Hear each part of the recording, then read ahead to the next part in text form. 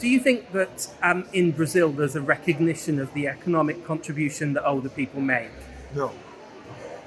And yet, David, if you look at the pandemic, lucky were the poor families with an older person because there was a regular income through the pension. When that person died, the whole family would plunge into misery, not poverty. They were already poor. But it was the pension from the older person that would put food in the kitchen, would pay the electricity, would ensure that the internet was paid so that the grandchildren could carry on doing the work. And ILC's work in the UK shows that people who are healthier work longer, they spend more, they care more, they volunteer more. Do you think that's the same in Brazil? I wonder if it is the same.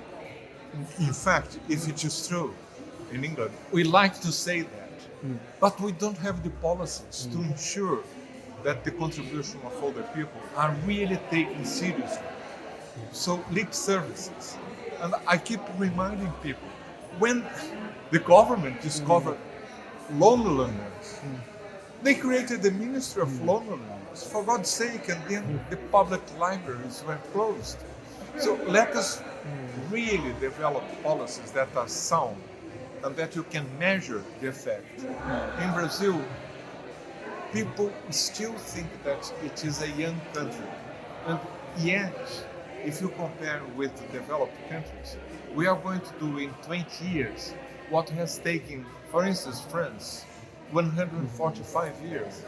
So the speed and the context, we are aging in poverty without the resources to develop the right policies.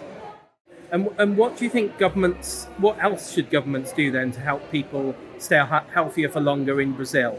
First of all, they need health literacy. They don't understand about health. They've done, fortunately, the president of my country has not got the vaccination for COVID. It doesn't get into his mind. He is illiteracy in terms of health and science, and therefore you cannot enact policies that are sound. And finally, do you think COVID has made things worse in terms of health inequalities in Brazil? Oh yeah. You look at the victims of COVID. If you are poor, black, live in the periphery, in a favela, you are 4 or 5 times more likely to have died from COVID. Not only, we have created 87 billionaires in the 2 years of the pandemic.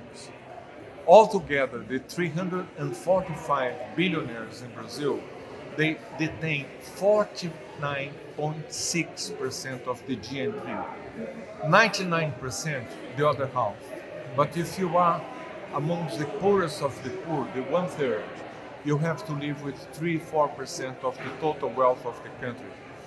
Brazil has always been unequal, but the pandemic has really brought this to the open and got things worse rather than better.